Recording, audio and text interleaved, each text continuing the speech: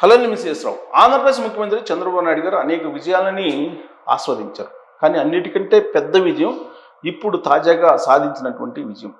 ఢిల్లీ నుంచి ఆయన ఏదైతే అనుకున్నారో అది సాధించగలిగారు.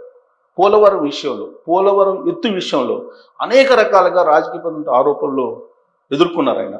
కానీ పోలవరం ఎత్తు తగ్గించకుండా రెండో విడత నిర్మాణంలో 45.1 మీటర్లు ఎత్తు ఉండేలాగా కేంద్ర ప్రభుత్వం నుంచి అనుమతులు తీసుకురావడంలో ఆయన విజయం సాధించారు. ఇంతకంటే బహుశా మరొక విజయం ఎక్కువ ఏం కాదు. చంద్రబాబు నాయుడు గారు సాధించినటువంటి అనేక విజయాల్లో ఇది ఒక పెద్ద విజయంగా చెప్పుకోవచ్చు. ఎందుకంటే దాని ఎత్తు తగ్గించడానికి గత ప్రభుత్వం అంగీకరించిందని చెప్పి కూటమి ప్రభుత్వంలో ఉండేటువంటి నేతలు అనేక సందర్భాల్లో చెప్పారు. ఆ తర్వాత వచ్చినటువంటి కూటమి ప్రభుత్వం యథాతథంగా బైఫర్కేషన్ యాక్ట్లో ఏ విధంగా అయితే పోలవరానికి సంబంధించినటువంటి అంశాన్ని పొందుపరిచారో, డిపిఆర్లో ఏదైతే ఉందో ఆ మేరకు ఎత్తు ఉండేలాగా ఇప్పుడు లైజనింగ్ చేసి ఢిల్లీలో గెలిచారు. చంద్రబాబు నాయుడు గారు కేంద్ర ప్రభుత్వం మీద ఒత్తిడి తీసుకొచ్చి పోలవరం ఎత్తు తగ్గకుండా ఉండడానికి ప్రయత్నం చేస్తున్నారు. మొదటి విడత వచ్చే ఏడాదికి అయిపోతుంది.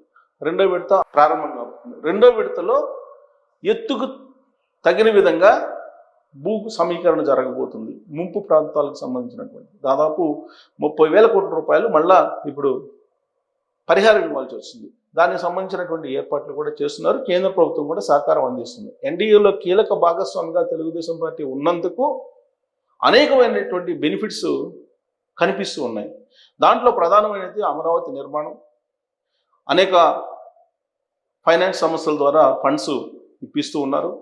ప్రపంచ బ్యాంకు ఇస్తూ ఉంది, నిధులని సమకూరుస్తుంది. అలాగే ఏషియన్ డెవలప్మెంట్ బ్యాంక్ నిధులను సమకూరుస్తూ ఉంది. ఇవి కాక అనేక రకాల ఫైనాన్షియల్ సంస్థలు కూడా రుణాలు ఇవ్వడానికి ముందుకు వస్తున్నాయంటే కేంద్ర ప్రభుత్వం ఇనిషియేటివ్గా తీసుకోబట్టే. ఇక పోలవరం శరవేగంగా అభివృద్ధి చెందుతుంది, శరవేగంగా నిర్మాణం జరుగుతుంది. ఇది 2027కి పూర్తయ్యే అవకాశం ఉంది. మొదటి విడత. రెండో విడత కూడా శరవేగంగా చేయడానికి ఆంధ్రప్రదేశ్ ముఖ్యమంత్రి చంద్రబాబు నాయుడు గారు క్లియరెన్స్ తీసుకొచ్చుకున్నారు. దీంతో పాటు రైల్వే లైన్స్, ఓడరేవులు, ఎయిర్పోర్ట్లు, అలాగే జాతీయ రహదారులు, క్యారిడార్లు, పారిశ్రామిక క్యారిడార్లు, ఇలా అనేకం సాధించుకోగలుగుతున్నారు చంద్రబాబు నాయుడు గారు. ఇదంతా కూడా కేవలం ఎన్డీఏలో కీలక భాగస్వామ్యం అయినందువల్లే సాధ్యమవుతుంది. ఆయనకు ఉండేటువంటి పరపతిని, ఆయనకు ఉండేటువంటి గుడ్ విల్ని ఆంధ్రప్రదేశ్ అభివృద్ధి కోసం, ఆంధ్రప్రదేశ్ పథకాల కోసం, ఆంధ్రప్రదేశ్కి సంబంధించిన మౌలిక వసతులను ఏర్పాటు చేయడం కోసం ఉపయోగిస్తూ ఉన్నారు.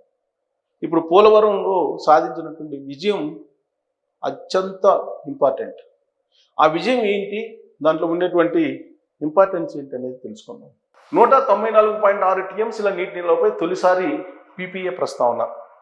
45.72 మీటర్ల గరిష్ట కాంటూర్పై వెబ్సైట్లో అధికారికంగా వెల్లడి. సో ఇది ఖచ్చితంగా విజయమే చంద్రబాబు నాయుడు గారిది.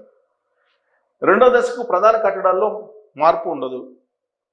భారీగా భూసేకరణ, పునరావాస వ్యయం 80,000 ఎకరాలు సేకరించాలి. నిర్వాసిత కుటుంబాలు 85,962. వీటన్నిటికీ 28,561 కోట్లు అవసరం. ప్రాజెక్టు పూర్తయితే పుడికాలో కింద 3,29,000 ఎకరాలకు సాగునీరు, ఎడమకాలకు 4 లక్షల ఎకరాలకు, వెరసి 10 లక్షల ఎకరాల ఆయకట్టు స్థిరీకరణ జరుగుతుంది. 13 లక్షల ఎకరాల కృష్ణా ఆయకట్టు కూడా. పోలవరం అయిపోతే గోదావరి జలాలను కృష్ణాలో కలపడం ద్వారా 13 లక్షల ఎకరాల కృష్ణా ఆయకట్టును కూడా స్థిరీకరించవచ్చు అని చెప్పి అంచనా వేస్తున్నారు.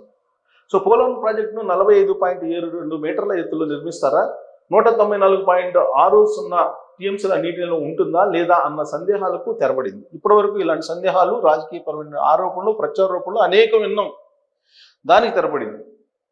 45.72 మీటర్ల గరిష్ట కాంటూర్లో ప్రాజెక్టు పూర్తవుతుందని పోలవరం ప్రాజెక్టు అథారిటీ మొట్టమొదటిసారి అధికారికంగా పేర్కొంది. కేంద్ర జలశక్తి శాఖ కార్యదర్శి విఎల్ కాంతారావు గత నెల 25వ తారీఖున ప్రాజెక్టు క్షేత్రస్థాయిలో సందర్శించాక గరిష్ట నీటి నిల్వ సామర్థ్యంతో ప్రాజెక్టు పూర్తి దిశగా వేగంగా అడుగులు పడుతున్నాయి. ఆయన పోలవరంలో పర్యటించడానికి ముందు తొలి దశలో 41.15 మీటర్ల ఎత్తులో 115 టీఎంసీల నిల్వకే ప్రాజెక్టును పరిమితం చేసే గణాంకాలు పీపీఏ వెబ్సైట్లో కనిపించేవి.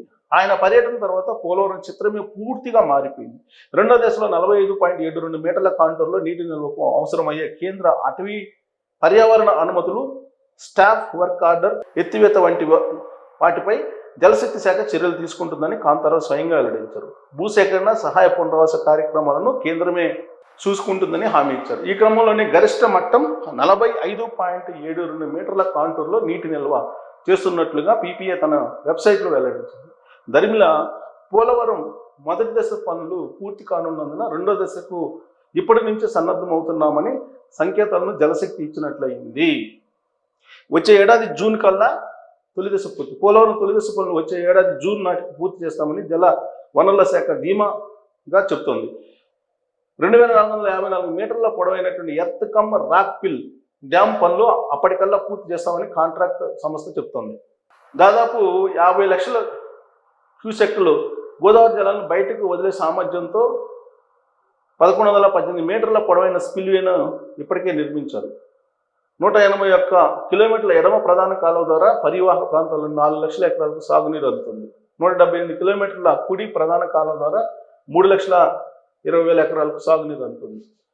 సో ఇదంతా కూడా డేటా 45.72 మీటర్లు అంటే 150 అడుగులు ఎత్తులో 194.6 టీఎంసీల చొప్పున 2 దఫాలుగా 389.2 టీఎంసీలు నిల్వ చేసుకునే వీలుంటుంది. ప్రాజెక్టు పూర్తయితే మొత్తంగా 10,13,000 ఎకరాల గోదావరి, 13 లక్షల ఎకరాల కృష్ణా ఆయకట్టును స్థిరీకరించడానికి వీలవుతుంది. కృష్ణా బేసిన్కు 80 టీఎంసీలు, 23.44 టీఎంసీలు పరిశ్రమలకు అందుతాయి. 611 గ్రామాల్లోని 28,50,000 మందికి తాగునీరు దక్కుతుంది. 960 మెగావాట్ల జల విద్యుత్ ఉత్పత్తి అవుతుంది. అందుకే విద్యుత్ ఛార్జీలను కూడా తగ్గించడానికి ప్రయత్నం చేస్తున్నారు. ఇంకా భూసేకరణ భారీ ఖర్చు. రెండో దశ చేపడితే ప్రధాన కట్టడాల నిర్మాణంలో ఎలాంటి మార్పు ఉండదు, కానీ భూసేకరణ వ్యయం భారీగా పెరుగుతుంది. 80,000 ఎకరాలను సేకరించాల్సి ఉంటుంది. మొత్తంగా 8 రెవెన్యూ మండలాల్లో 222 రెవెన్యూ గ్రామాలు ముంపుకు గురవుతాయి.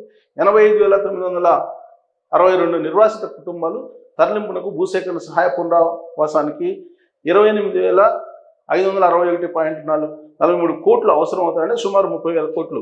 2 దశల్లో కలిపి మొత్తం నిర్వాసిత కుటుంబాలు 1,06,800 ఉంటాయని అంచనా వేస్తున్నారు. ఇది పోలవరం. సో ఇప్పటి వరకు ఉన్నటువంటి అనుమానాలు పటాపంచలైపోయాయి.